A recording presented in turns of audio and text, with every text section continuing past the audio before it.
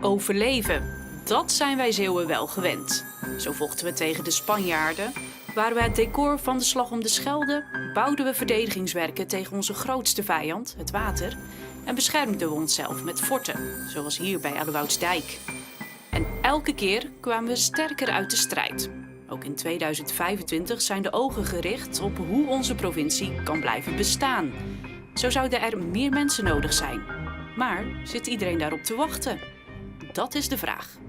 De toekomst van Zeeland stond afgelopen jaar centraal. Komt die nieuwe kerncentrale er en waar dan? En dan dat idee van die kabelbaan over de Westerschelde voor fietsers en voetgangers. Of die gloednieuwe stad die bij Leeuwendorp moet komen voor 30.000 nieuwe Zeeuwen. De grootste plannen kwamen afgelopen jaar voorbij. En dat begon met deze toespraak. Echt, we moeten groeien. Onze jongeren behouden, jongeren van elders, jonge gezinnen aantrekken. We hebben een provincie die qua oppervlakte bijna zo groot is als Zuid-Holland. We hebben alleen maar 10% van het aantal mensen. En we denken dat we daar een hele provincie mee in de benen kunnen houden. Er zouden gewoon veel meer Zeeuwen moeten zijn. Dit zijn 2 jongeren van de groep van 25. Allebei geboren aan het begin van de eeuwwisseling. Ambitieuze jongeren die nadenken over de toekomst van hun Zeeland. Ik ben Arjen, 24 jaar oud. Ik woon in Middelburg en ik ben accountmanager bij de HZ. Ik ben Karel Hansen, 25 jaar, woon in Zierikzee en ik werk op een basisschool in Zierikzee. Jij bent geboren op 1 januari, de eerste Zeeuw van 2000. Jij kan hier helemaal niet meer weg. Nee, eigenlijk niet, nee. Ik word altijd herinnerd aan die datum. Ja, klopt, ja.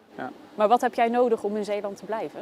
Ik denk dat er toch wel wat meer huizen bij moeten komen om hier te kunnen blijven. En dan vooral denk ik in de onderklasse. Dus voor de studenten en voor de toch wat mensen die op zoek zijn naar een huisje en die daar op dit moment niet aan toe komen, omdat de lat een beetje hoog ligt, vind ik. Want ben jij zelf nog op zoek naar een woning? Nou, inmiddels niet meer. Een paar maanden geleden nog wel, maar inmiddels heb ik wat gevonden. Maar ja, dat is ook wel met een beetje hulp van alle kanten. Ik heb een handige oom, dus die kan daar ook weer een beetje aan bijdragen. En op die manier is het gelukt, maar ja, dat is wel moeilijk. Het is natuurlijk een heel bekend verhaal. Ik denk dat iedereen in zijn omgeving wel iemand kent die voor studie is vertrokken naar buiten de provincie. Wat misschien op zichzelf niet eens zoiets heel slechts is. Maar wat je wel vaak hoort is dat er wel drempels zijn om vervolgens weer terug te keren. Want jij bent zelf naar Rotterdam gegaan om te studeren, maar teruggekomen naar Middelburg. Klopt, ja. Was er voor jou een drempel? Ja. Bij mij zat dat met name dus eigenlijk in de baankansen. Dus wat je ziet is dat er, met name in de Randstad, maar ook wel in andere wat verstedelijkte gebieden door Nederland, een groter ecosysteem is aan kennisinstituten, organisaties die weer de mensen daarbij weghalen die hoog opgeleid zijn of hoger opgeleid zijn. En dat is iets, door het ontbreken aan een volwaardige universiteit onder andere, denk ik iets wat hier semi-onderontwikkeld is. Dus als daar op ingezet zou kunnen worden, ik denk dat dat wel een hele positieve ontwikkeling zou kunnen zijn voor de provincie. Hugo de Jonge zei Zeeland moet groeien, er moeten meer inwoners bij. Hoe denken jullie daarover? Lastig, denk ik. Maar ja, je wilt toch eigenlijk, althans dat is, als ik naar mezelf kijk, ben ik toch wel opgegroeid in een dorpje, in de polders. Lekker kleinschalig, lekker met z'n allen gezellig.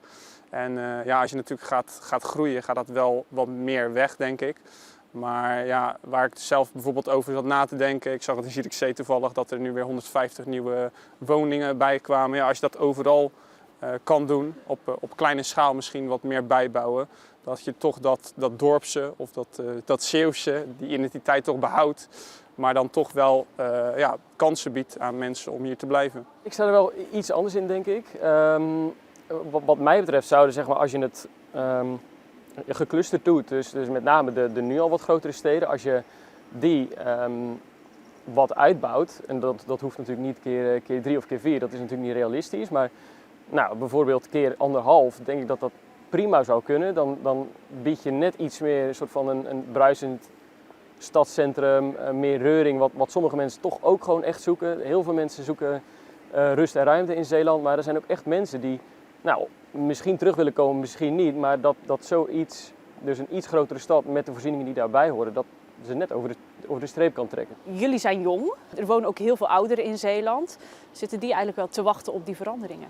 Ik denk het niet eigenlijk, Nee, maar ik denk het ook niet. ik denk dat je hier naartoe komt als je oud bent of wat ouder bent, om juist hier van de rust te genieten en lekker een rondje te gaan fietsen of lekker te gaan wandelen hier. En dat je een vrij uitzicht hebt als je in de woonkamer zit. En als je het natuurlijk wat meer vol gaat bouwen, dan krijg je dat wel minder. Dus ik denk dat die misschien niet per se erop zitten te wachten. Moeten we ze overtuigen? Wat mij betreft wel. Ja. Hoe ga je dat doen? Nou, door te laten zien dat een beetje uitbreiding niet direct het einde van Zeeland zoals we het kennen betekent. Ik denk dat er heel veel zit tussen wat je dan wel eens ziet van we willen geen tweede Randstad hier. Dan denk ik van volgens mij zit er nog heel veel tussen wat Zeeland nu is en een Randstad. Iets wat gewoon op een fatsoenlijke manier ingepast, goed doordacht is. Dat kan prima naast elkaar bestaan volgens mij. Hoe ziet Zeeland er in 2050 uit? Dat er hier meer overheidsdiensten gevestigd zouden worden. Zodat mensen die bijvoorbeeld een carrière in de ambtenarij ambiëren niet 1,5, 2 uur hoeven reizen naar Den Haag. Qua reistijd, daarover gesproken, denk ik dat het ontzettend belangrijk is dat we echt wel inzetten op betere bereikbaarheid, betere infrastructuur. Zowel naar Vlaanderen als naar de Randstad. Wat mij betreft zijn dat nu echt wel punten die kunnen knellen bij mensen en een drempel kunnen vormen om hier te gaan wonen of zich hier te vestigen. Een universiteit is heel belangrijk, denk ik. En net zoals ook alle andere scholen daaronder. Ik werk zelf in het onderwijs. Dus vind ik ook heel belangrijk dat ook de ouders met gezinnen hier kunnen blijven. En dat die hier een mooi leven kunnen hebben. En jullie zijn hier in Zeeland nog in 2050? Ik wel. Ik ook. Ik doop u Den Helder en ik wens u en uw bemanning een behouden vaart. Voor haar eerste soloklus komt prinses Amalia naar Vlissingen. Onder toeziend oog van 1100 genodigden doopt ze dit marineschip. Een maand later verlaat het schip de Vlissingse haven weer om naar thuishaven Den Helder te varen. Vogelspotters reizen begin van dit jaar af naar de Oosterscheldekering om een glimp op te vangen van dit bijzondere dier, de Pacifische parelduiker. I think it's the first time and the last time I see it, because it's a very, very, very rare bird. En het bevalt de vreemde vogel wel, pas na een maand is hij weer gevlogen. Meer dan 200 brandweerlieden zijn nodig om deze grote brand bij het bedrijf 6 in Goes onder controle te krijgen, eind januari. We praten nu ongeveer over 6 tot 8 tankauto's, 3 hoogwerkers. Er zijn brandweermensen uit Rotterdam, uit Brabant. En dat is eigenlijk al 24 uur bezig. De helft van het grote pand is afgebrand. Daarom moet het bedrijf tijdelijk uitwijken naar een locatie in Etteleur. Protest bij het UCR in Middelburg. Professoren en leerlingen zijn tegen een reorganisatie waarbij een kwart van de banen bij de universiteit verdwijnt. Omdat wij zelf ook heel graag duidelijkheid willen, heel graag transparantie willen en heel graag de kans willen om onze onderwijs normaal af te sluiten op deze universiteit. Aanleiding voor de reorganisatie zijn bezuinigingen, een teruglopend aantal inschrijvingen en een wet die het aantal buitenlandse studenten vermindert. Die wet wordt later versoepeld, maar de school blijft kampen met minder aanmeldingen. En dan volgen er op een zondag in maart 3 branden op 1 dag. Eerst gaat een woonhuis in Axel in vlammen op. Een veld met olifantengras in de polder bij IJsendijken wordt verwoest. En in het Klinkse bos brandt 100 hectare aan bomen af. De volgende dag ziet het er zo uit. Troosteloze aanblik natuurlijk. Het is ook de geur. Hè. Als je hier komt, ruiken een verbrand bos, zeer atypisch. De politie vermoedt dat de brand is aangestoken, maar er zijn nog altijd geen verdachten aangehouden. Het kan toch niet zo wezen dat ik op een gegeven moment ergens anders moet gaan fietsen omdat er een idioot in een auto zit die denkt dat hij moet gaan terroriseren. Dat ga ik niet meedoen. Een eiergooier bij de Oosterscheldekering houdt de gemoederen al maanden flink bezig. Meerdere fietsers worden geraakt. Later komen er ook meldingen van walcheren en lijkt het erop dat er een groep eiergooiers actief is. Na verschillende aangiftes wordt een 22-jarige man uit Zierikzee aangehouden. Actiegroep Extinction Rebellion voert actie bij Yara in Sluiskil, onderdeel van de landelijke operatie Storm. Volgens de demonstranten is het niet oké dat Yara vervuilend is en toch fossiele subsidies ontvangt. De 10 demonstranten die zijn aangehouden zijn snel weer op vrije voeten. Zangeres Emma Heesters uit Schravenpolder deelt op social media dat de behandelingen tegen baarmoederhalskanker aanslaan. Een paar maanden nadat bekend werd dat ze ziek is. Later in het jaar laat ze weten dat de ziekte onder controle is en treedt ze ook weer op. Op festival Riep staat ze voor het eerst weer op een Zeeuws podium. Op Instagram roept Emma haar volgers op om een uitstrijkje te laten maken. Hoe eerder baarmoederhalskanker ontdekt wordt, hoe groter de kans op genezing. En dat zorgt voor het Emma Heesters effect. Meer vrouwen stappen naar de dokter voor een uitstrijkje. Niet alleen Emma is ziek, Freek van Suzanne maakt ook een moeilijke tijd door. Maar hij treedt toch op. Voor het eerst na zijn diagnose longkanker op Concert at Sea.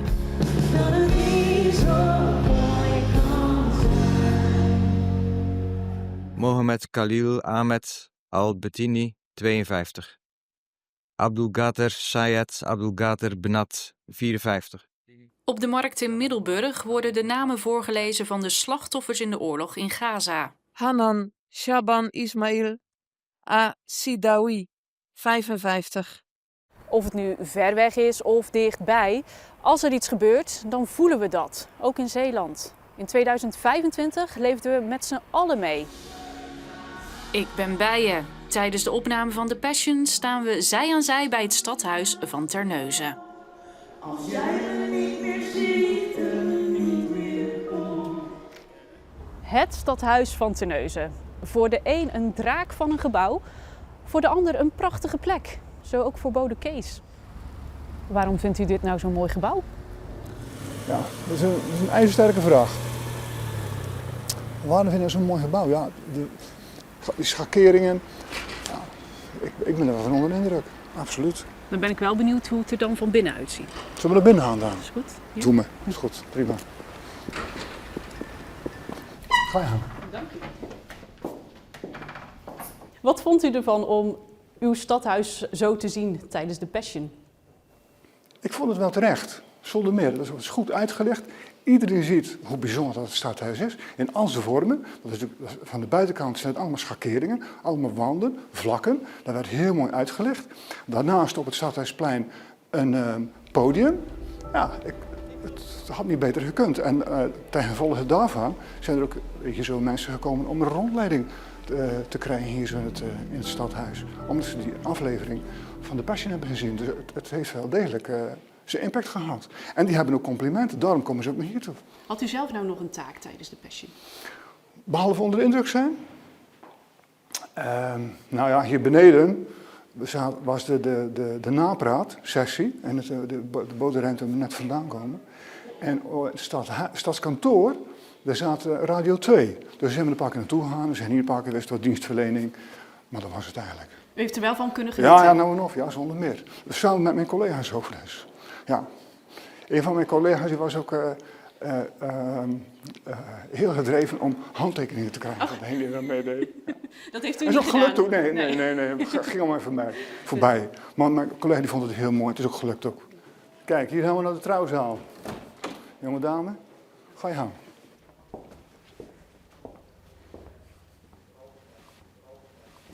Ja, dit is mooi.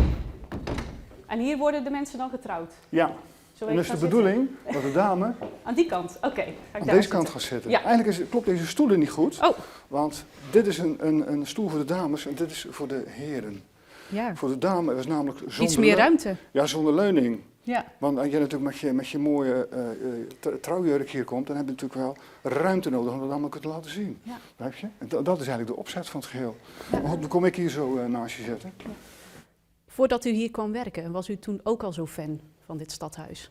Ik kan me niet herinneren dat het liefde op eerste gezicht was. Nee, dat niet. Maar ik kwam hier aanlopen, toen kwam ik hier solliciteren in de BMW-kamer, toen nog. En ik was er wel van onder de indruk. Ja, wel, ik had natuurlijk wel meer gezien. Ik dacht, ja, stel je voor dat ik dan hier kom te werken. Maar dan kom je binnen en dan word je niet meer overvallen door het hele groteske. Dan neemt het de menselijke maat aan. Dat is nu maar zo. Ga je gang en laat jezelf verrassen. Nou, prachtig dit uitzicht. Ja, toch? Ja, heel mooi. En dit is een bekende plek voor de Passion-kijkers. Ja, nou en of. Zonder meer. Want hier om de hoek, daar is de trap. Ah ja, die want- trap die herken ik inderdaad. Ja, precies, ja, inderdaad. Daar stond het koor. Waar het koor op stond. Ja. Ja. Die stond dus hier zo en zo naar die kant. Ja, ja. Kom even mee, zal ik het even laten zien. Hier stond het koor en op deze trap stond het koor. Natuurlijk heel mooi uitgelegd, van als je daar zo staat, dan zagen die mensen, die dames die hier zo stonden, die zagen prachtig mooi in beeld. En de stadhuis zelf natuurlijk. Ja. Kom mee. Dit Mooi is hoor. Terneuzen. hier. En daar de nieuwe sluis. Ja, daar geniet ik ook altijd Ja, van. schitterend mooi, dat is ook zo. Ik rijd er elke dag overheen. Ja, ik vond het heel bijzonder, vooral tijdens die bouw. Dan zie je het elke keer allemaal veranderen natuurlijk. En wat ik heel bijzonder knap vond, met het verkeer, dat ze, nou, ik meen in al die jaren dat ze eraan gewerkt hebben, volgens mij 5 keer, de auto's er niet overheen konden. Nou, dat is niks. Nee. In verhouding tot de periode dat ze er aan gebouwd hebben Nee, natuurlijk. nee. Ja. Eigenlijk nog de opening geweest, ook dat nog. Wat denkt u, Kees? Volgend jaar Rijksmonument? Internationale toeristen die hier naar het stadhuis komen kijken? Ja, precies. Ja, ik zal mijn taal een beetje op moeten halen, maar dat zal geen probleem zijn. Dat lukt wel. Ja. En dan staat er nog een verbouwing op de planning? De verduurzaming. Ja. Ja, klopt. Ja, inderdaad. Nou, dat is inderdaad wel nodig. U gaat het nog druk krijgen volgend jaar? Ja, inderdaad. Ik ga het nog druk krijgen volgend jaar. Klopt. Dat heb je goed gezegd. Met name die mensen waar we van hopen dat die komen. En dat zal ook echt gebeuren. Voor rondleiding en dat soort zaken allemaal. En dan gaan ze, ja, die verduurzaming, dat vraagt natuurlijk ook wel wat. Dat is ook je net al vermelden. Nou, dat duurt maar tot, in mijn geval, tot mei volgend jaar. Want? Dan stop ik met werken. U gaat stoppen? Ik ga stoppen met werken, ja, precies. Ja. Het gezicht van het stadhuis van Terneuzen gaat stoppen? Dan durf ik het bijna niet meer toe, op de manier waarop je het zegt. Nee. Is er iemand die het over kan nemen, die jawel. passie? Jawel, ja? natuurlijk wel. Ja. Er is gelukkig een hele goede omslag gekomen, naar jongere mensen toe. Het mooi beginnen te vinden. En dat is ook heel belangrijk, absoluut. Dat is ook zo. Bax Music is failliet. Het bedrijf uit Goes zit al lange tijd in de financiële problemen en vraagt uitstel van betaling aan. Een van de oprichters en oud-directeur Johanan Bax neemt het bedrijf over en maakt een doorstart. In mei zijn de vestigingen van Bax en de webshop weer open. We gaan het ermee moeten doen. Dan zijn we maar iets later. Een gekantelde kraanwagen in de Vlakentunnel zorgt niet alleen voor lange files, maar laat ook de discussie over het Zeeuwse wegennet weer oplaaien. Zeker wanneer een week later de tunnel vanwege technische storingen tot 2 keer toe dicht moet. Statenleden reageerden verbolgen. Ik heb zeker gisteren een aantal keren vastgestaan en dat was schipbretje, kan ik u vertellen. En je kunt geen kant op, want die auto kun je niet oppakken en even ergens anders zetten. Dus je staat er gewoon. Dan zit heel Zeeland op slot en dat merk je meteen. Alle omrijroutes gaan vol lopen. Het wordt een drama in Zeeland. Maar nu kwam ik in Goes op school en stonden mijn collega's mij al op te wachten of er toch wat vragen konden gesteld worden in de Staten over hoe dit nu toch mogelijk was. Zeeland heeft Den Haag gevraagd meer te investeren in de Zeeuwse wegen. Waar loopt de tweede dame? Leonie of andere? Leonie. Ah, leuk. De Marathon Zeeuws-Vlaanderen dan. Voor atleet Monique Verschuren uit Ierseke een prachtige dag, want zij wint haar eerste marathon. Winnares Marathon Zeeuws-Vlaanderen uit Ierseke, Monique Verschuren. Het publiek fantastisch, want dan denk je ja, Zeeuws-Vlaanderen, maar iedereen, niet aan mijn kant kent iedereen je, maar hier was ook allemaal Monique. Echt zo gaaf, ja, leuk. Bij de mannen komt Dennis de Vrijtas als eerste over de finish. De populariteit van de Zeeuws-Vlaamse race blijft toenemen. Voor volgend jaar is die al uitverkocht. In mei wordt duidelijk dat de scheur in de oostbuis van de Westerschelde-tunnel pas in 2027 wordt gerepareerd. Dat is een jaar later dan gepland. Het is een complexe reparatie waar de tunnelbuis 4 maanden voor dicht moet. We hebben echt de tijd nodig om een manier te bedenken die zo weinig mogelijk impact heeft. En tegelijkertijd weten we ook, wat je ook bedenkt, het zal wel pijn doen. Later in het jaar zijn er gesprekken met gebruikers die meedenken over de bereikbaarheid in de maanden dat de tunnelbuis dicht is. In de jachthaven van Arnhemuiden vindt een explosie plaats op een boot. Daarbij komt iemand om het leven en raakt ook iemand gewond. De oorzaak is mogelijk een ontploffende gasfles. Ja, Hoek promoveert als eerste Zeeuwse club ooit naar de tweede divisie. Ze winnen met 2-4 op bezoek bij grote rivaal Kloetingen. De spelers worden als helden ontvangen. Ik heb er elke dag aan gedacht. Ik heb slechte nachten gehad, alles. Maar nu ben ik eindelijk kampioen. Ik kan niet meer kapot gaan nu. Heerlijk, heerlijk. In de tweede divisie doet de club het zeker niet slecht. Ze houden de eerste plek tot aan de winterstop. De strijd om de KNVB-beker loopt minder goed af. Hoek verliest tegen profclub Telstar met 4-1. En daarmee houdt het bekeravontuur voor de club op. Bij een schietincident bij de Jumbo in de wijk Papegaaienburg in Vlissingen komt de 44-jarige Thomas om het leven. Een paar dagen later lopen honderden familieleden, vrienden en bekenden mee in een tocht door Vlissingen. Als eerbetoon. Lieve, aardige man.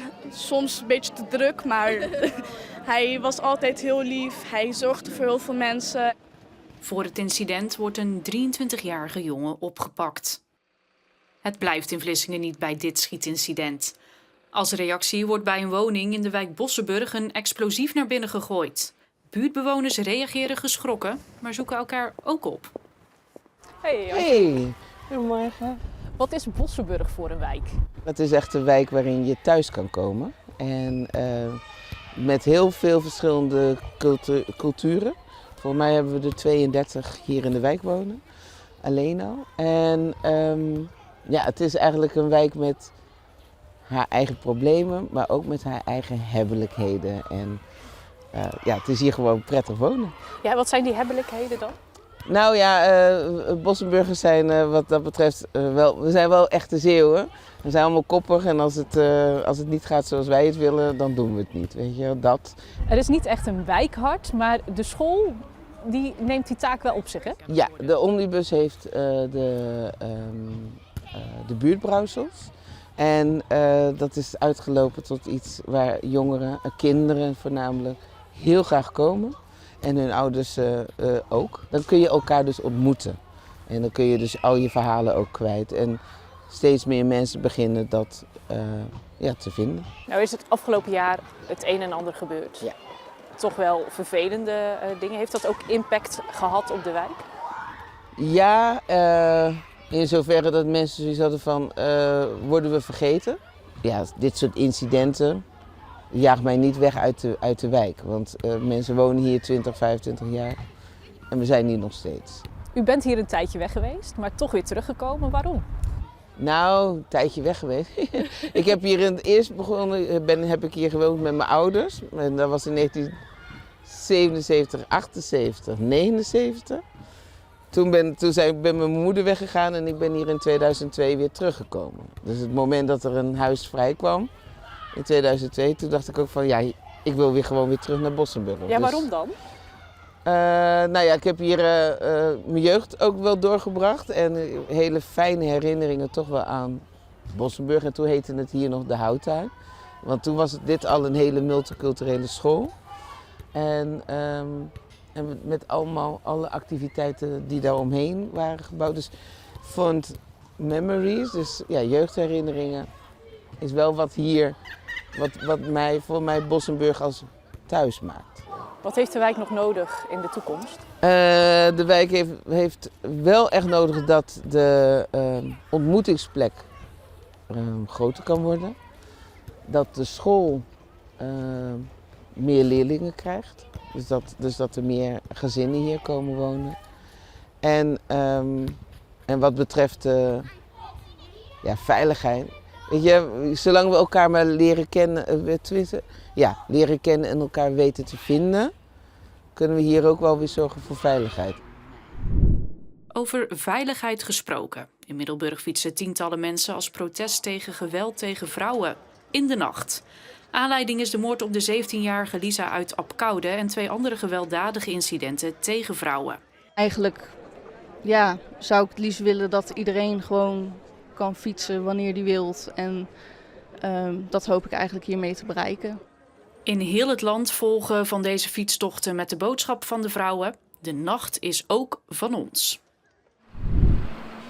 Een grote brand verwoest binnenzwembad De Parel in Domburg. Vakantiepark Hofdomburg, dat bij het zwembad ligt, moet noodgedwongen een paar dagen dicht.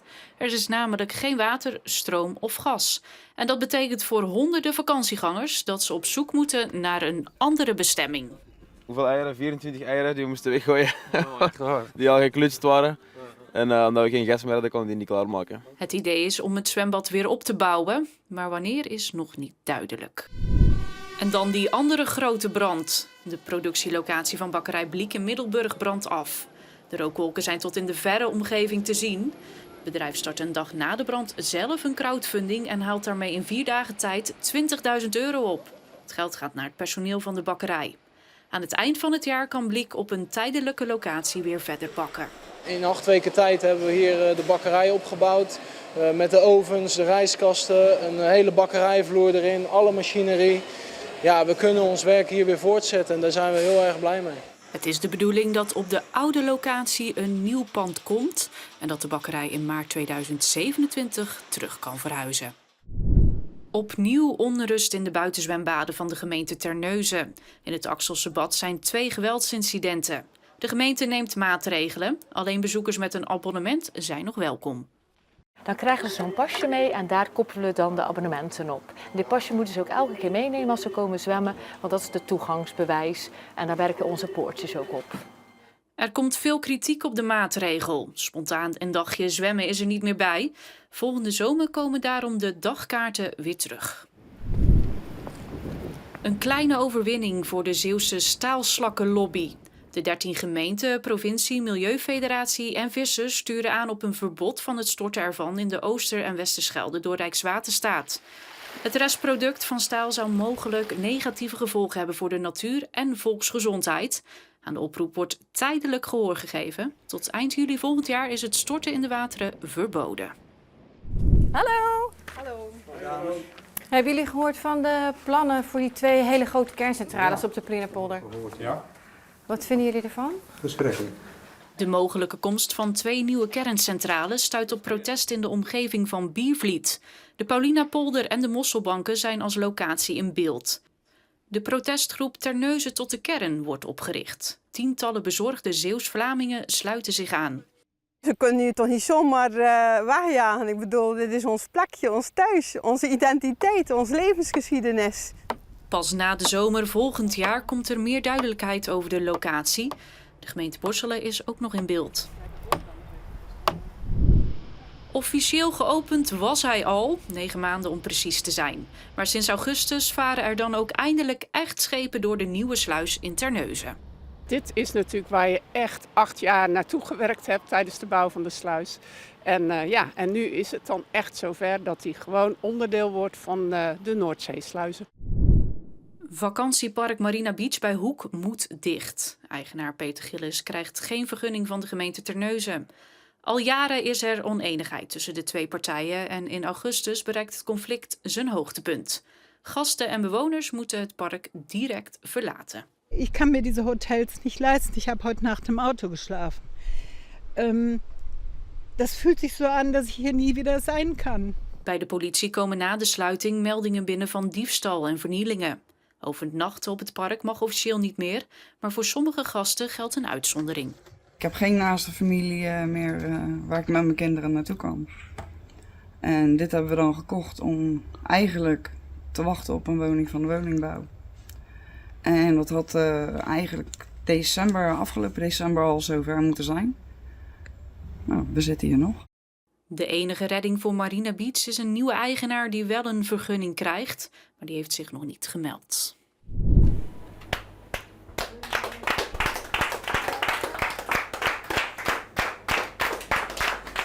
Meer dan 10 jaar hebben we hier de pannen van het dak gekookt. En het is tijd voor een nieuw hoofdstuk voor iedereen. Een blanke pagina. En ik denk, hoe vaak in je leven krijg je de kans om het even helemaal opnieuw te doen. En daar kijk ik echt naar uit. Het doek valt voor sterrenrestaurant Meliefste in Wolvaartsdijk. Eigenaar Thijs Meliefste stopt om meer tijd door te brengen met zijn gezin. Lang stilzitten kan hij niet. Meliefste gaat aan de slag bij festival Tomorrowland. Hij krijgt daar de leiding over al het eten. Bij een botsing tussen een lijnbus en vrachtwagen op de Sloeweg bij 's Heerenhoek raken 17 passagiers, onder wie de buschauffeur, gewond. Het Rode Kruis komt in actie en dat is uitzonderlijk. Het is zelden dat wij opgeroepen worden, maar als we moeten komen, dan is het ook echt nodig. En dan is het inderdaad van, wat tref je aan? Dus het is altijd wel even spannend. 4 gewonden moeten naar het ziekenhuis. De anderen gaan naar een noodhulpcentrum in de kerk van Serenhoek. Verbaal of fysiek, met agressie hebben bijna alle treinconducteurs en machinisten tijdens hun dienst tussen Vlissingen en Roosendaal te maken. Dat blijkt uit een enquête. Ik ben een keer echt mishandeld, juli 2023. Dat ik gewoon helemaal beurs was en bont en blauw. En zulke dingen maken wel indruk hoor. En ik ben niet bang, maar kloppen doet het niet. Het merendeel van de conducteurs en machinisten op de Zeeuwse lijn heeft zelfs vaker dan 1 keer per maand te maken met agressie. Ze vragen daarom om meer inzet van veiligheidsmedewerkers. De politie zoekt samen met familie naar de vermiste Herman Ploegstra uit IJsendijken, in natuurgebied Braakman-Noord. Na een anonieme tip die de Peter R. de Vries Foundation kreeg. Maar de zoekactie levert niets op. De foundation roept de anonieme tipgever op zich te melden, maar krijgt vooralsnog geen gehoor. Herman Ploegstra is al 15 jaar vermist. In een andere oude zaak laat de politie het lichaam van Daniel van Vliet opgraven. Hij raakt 10 jaar geleden vermist en wordt uiteindelijk dood teruggevonden in een gracht in Zierikzee. De politie gaat destijds niet uit van een misdrijf, maar er is nieuwe informatie binnengekomen bij het Openbaar Ministerie. Daarom moet er sectie verricht worden op het lichaam van de destijds 21-jarige Daniel. Inmiddels is duidelijk dat het OM stopt met het onderzoek. Ik vind tijdrijden toch wel het allermooiste, denk ik. Omdat je dan gewoon in je eigen wereld zit. En je moet gewoon proberen alles uit jezelf te halen. Jezelf helemaal leegrijden. En dat doet de 18-jarige Megan Arends uit Kruidingen in Rwanda. Daar wint ze het WK tijdrijden voor junioren. Een prestatie om trots op te zijn. En trots zijn de Zeeuwen ook op Tian de Vries, die op zijn beurt weer trots is dat hij een echte Zeeuw is. Afgelopen jaar was een topjaar voor hem. Hij pakte meerdere wereldtitels. Goedemorgen. Goedemorgen. Hoe is het met je hand? Goed. Ja, het gaat steeds beter. We kunnen straks weer volle bak mensen knock-out slaan. Bij de vorige wedstrijd heb jij je hand gebroken op 2 plekken? Ja, op 2 plekken, maar wel in veel meer stukken. In veel meer stukken? Ja. Hoe zit dat dan? Het was hier zo, bij mijn middenhandsbeen gebroken. Van mijn ringvinger, zeg maar. En dat was gewoon een mooie breuk. Maar omdat het in de eerste stoot echt in het begin van de partij was gebeurd en ik er nog mee heb geslagen, was dat bot zeg maar echt zo erin gegaan. Dus dat was helemaal gespleten hier zo. Daar hebben ze nu ook een metaal, dat zie je ook, daarom is het nu ook nog steeds dik hier. Zeg maar. Er zit gewoon een metalen plaat. Het gaat nu wel beter. Ja, ik heb nu toevallig maandag weer voor het eerst een beetje ermee kunnen slaan. En het gaat, kan weer een vuist maken, dat kon ook eerst helemaal niet. Dus het gaat steeds beter. 2 of 3 weken na die operatie kon ik weer rustig beginnen met, ik heb veel sprints gedaan, hardlopen, veel sauna, veel gemediteerd. Hoe was die periode voor jou? Heel vruchtbaar. Toch wel? Ja, het was eerst mijn grootste angst. Wat gebeurt er als ik niet meer kan vechten en kan trainen? Dat was voor mij altijd wel een... voor mij was en is vechtsport echt een uitlaatklep, weet je. Ik zeg ook altijd, zonder vechtsport had ik nu in de goot gelegen of had ik in de gevangenis gezeten of zo, weet je wel. Dus dat was wel even... dat was gewoon echt een angst voor mij. Wat gebeurt er als ik dat niet meer kan doen? Het heeft me juist heel veel gegeven. Ik heb een meisje leren kennen, ik heb een huis gekocht. Eindelijk is echt de tijd gekregen om te rusten, mijn lichaam te laten uitrusten. Continu, natuurlijk de afgelopen 4 jaar continu alleen maar lopen vechten, knok. Ja, want het was wel een bewogen jaar voor jou. Meerdere wereldtitels, ook eentje in Japan gehaald. Ja. En dan ook nog je leven vastgelegd daar naartoe in een documentaire. Ja, het was een pittig jaar ook wel. Ja. Zeker. Ik was ook echt wel een beetje aan het einde van mijn Latijn. Bijvoorbeeld ook in die partij dat ze van Omroep Zeeland mee waren gegaan naar Japan. Na die partij, ook al voor die partij, maar na die partij, ik was helemaal een soort van burnt out. Ik heb toen ook een maand niet getraind. Ik was bijna een soort van depressief, gewoon helemaal kapot gewoon. En ik denk, kijk, uit mezelf zou ik niet snel rust nemen. Dus ik ben ook heel spiritueel. Ik geloof dat deze periode misschien wel is gebeurd. Omdat het had moeten gebeuren. Nou trainen hier ook jongeren. We zagen ook afgelopen jaar 2 jonge gasten die ook naar Japan gaan, die Ja. jouw voetsporen Ja, trainen. ja. Wat geef jij hen mee? Wees jezelf, train hard. Het is allemaal mentaal. Iedereen heeft wel eens moeilijkere periodes, maar ga jij dan in de slachtofferrol of ga je ervan leren? Ga je jezelf verder ontwikkelen, zeg maar. En dat is wel iets wat ik aan mensen probeer mee te geven, weet je. Het is all about mindset. Hoe jij erin staat. Als jij een sterke mindset hebt, kan je alles bereiken wat je wil. Volgend jaar, wat zijn jouw plannen? Eind maart ga ik weer mijn eerste partij knokken als comeback, zeg maar, na mijn blessure. En voor de rest gaan we, ik wil echt gaan focussen op MMA. Dus met het worstelen erbij, zeg maar, en het grondwerk. En dan richting de UFC gaan werken. Dat is echt de crème de la crème, de prime vechtorganisatie in deze wereld. En daar dan 3 titels pakken, uiteindelijk. En alles vanuit Zeeland, want je hebt hier een huisje gekocht. Ja, zeker. Jij blijft hier. Ja, en ik ga denk ik wel, zeker als ik straks MMA ga trainen. Ik hou heel erg van Thailand. En ik hou niet echt van de Nederlandse winters. Van die kou en zo. Dus ik denk dat ik dan wel, want je hebt daar ook best wel goede MMA-gyms. Dat ik dan bijvoorbeeld 3 maanden in de winter naar daartoe ga. Ja. En dan in de zomer en de lente en zo hier ben. Maar wel vanuit hier voornamelijk.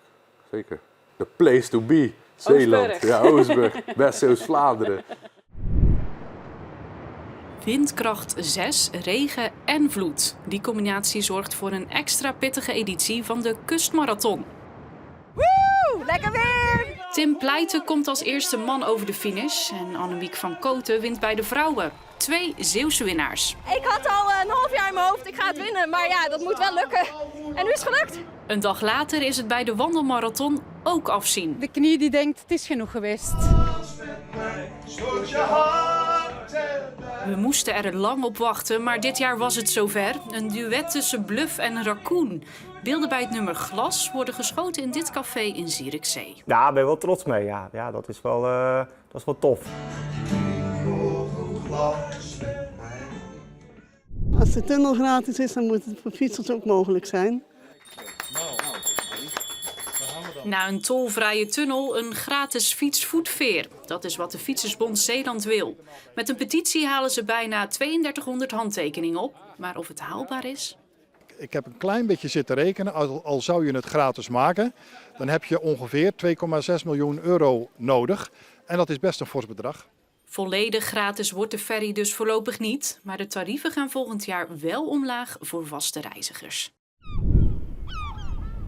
De strekdammen die de provincie Zeeland heeft laten aanleggen om de natuur in de Westerschelde te herstellen, werken averechts.